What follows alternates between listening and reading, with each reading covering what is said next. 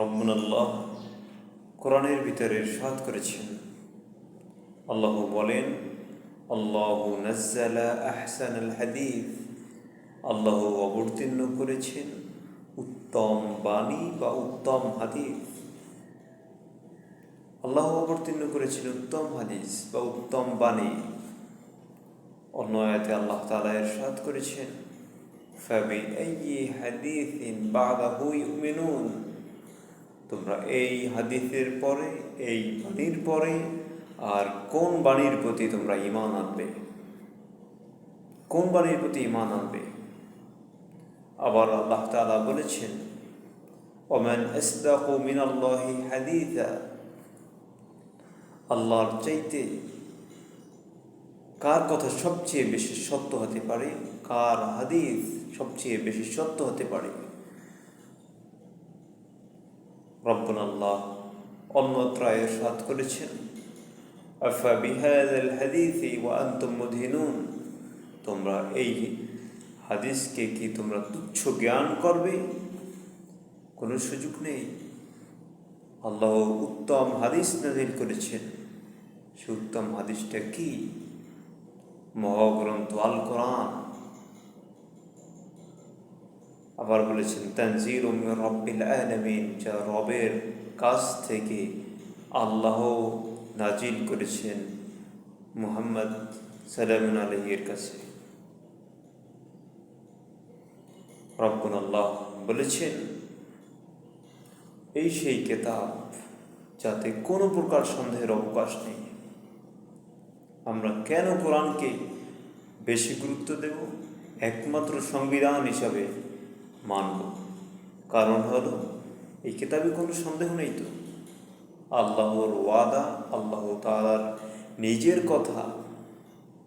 আল্লাহ বলেছেন, মা ফাররাতনা ফিল কিতাবি মিন শাইইন, এই কিতাবে কোনো কিছু বাদ দেওয়া হয়নি। আমার আপনার বিশ্বাস হচ্ছে না? অন্যত্রয় আল্লাহ তাআলা বলেছেন, এই কিতাব কি তোমাদের জন্য যথেষ্ট নয়? কি আমরা কি উত্তর দেব? আমরা কি বলবো আল্লাহ না, যথেষ্ট না? অবশ্যই যথেষ্ট। আবার আল্লাহ তাআলা বলেছেন, ওয়ালাকাদ সারাফনা লিন-নাসি, এই কিতাব, এই কোরআন, হাযাল কোরআন, এই কিতাবকে আমি বিস্তারিতভাবে মানুষের জন্য বর্ণনা করেছি। এই কোরআনকে আল্লাহ তাআলা মানুষের জন্য বিস্তারিতভাবে বর্ণনা করেছেন। সন্দেহ কোথায়? সন্দেহ কোথায়? আবার বলা হয়েছে, উপর থেকে নিচ থেকে কোনো বাতিলের ভিতরে প্রবেশ করতে পারে না, সম্ভব নয়। কোনো বাতিলের ভিতরে প্রবেশ করতে পারে না। শয়তান ষড়যন্ত্র করত, চেষ্টা করত, কিন্তু ব্যর্থ। কারণ হেফাজতের দায়িত্ব নিয়েছেন স্বয়ং রব্বুনাল্লাহ। ইন্না নাহনু নাযালনা যিকর ওয়া ইন্না লাহু লাহাফিজুন, এর দায়িত্ব আল্লাহ নিয়েছেন। কোরআন কি? বাল হুয়া কুরআনুম মাজিদ। এবং এই কোরআন দিয়েই নবীকে তিনি বলেছেন উপদেশ দিতে, ফাযাক্কির বিল কোরআন, আপনি কোরআন দিয়ে উপদেশ দেন, কোরআন দিয়ে আপনি উপদেশ দেন। তাহলে আমরা যাব কোন পথে? আল্লাহ তাআলা তো আটকিয়ে দিয়েছেন।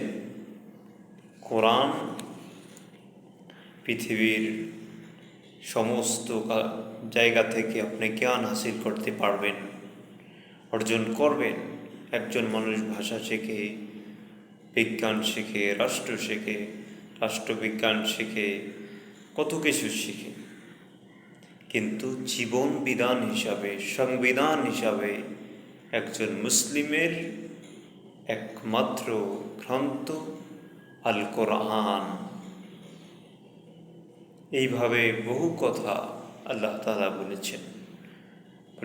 চ্যালেঞ্জ দিলাম, এর মতো একটি সূরা তৈরি করে আনো, কিছু আয়াত তৈরি করে আনো। আল্লাহ তাআলা বারবার জিন মানুষ সবাই একত্রিত পারবে না। তার পাশাপাশি জিনেরা কোরআনের আয়াত শুনে, সূরা জিনের 1 নম্বর আয়াতে বলা হয়েছে তারা আশ্চর্য হয়ে গিয়েছে, কি এমন আজীব কোরআন শুনলাম। কুল উহিয়া ইলাইয়া আন্নাহু ইসতামা নাফারুম মিনাল জিন,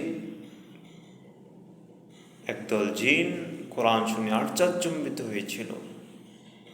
আমরা কেন এই কোরআন থেকে দূরে থাকব? আল্লাহ তাআলা আমাদেরকে কোরআনের পথে, আল্লাহ কিয়ামতের দিন কোরআন সম্পর্কে জিজ্ঞাসা করবে। নবী তিনি যারা কোরআনকে পরিত্যাগ করেছে তাদের বিরুদ্ধে সাক্ষী দেবে। এগুলো কোরআনের ভিতরেই রয়েছে।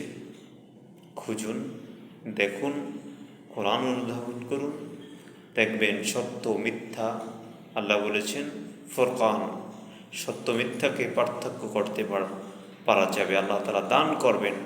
রব্বুনা আল্লাহ তৌফিক দান করুক। সকলকে সালাম জানাচ্ছি, শেষ করতেছি।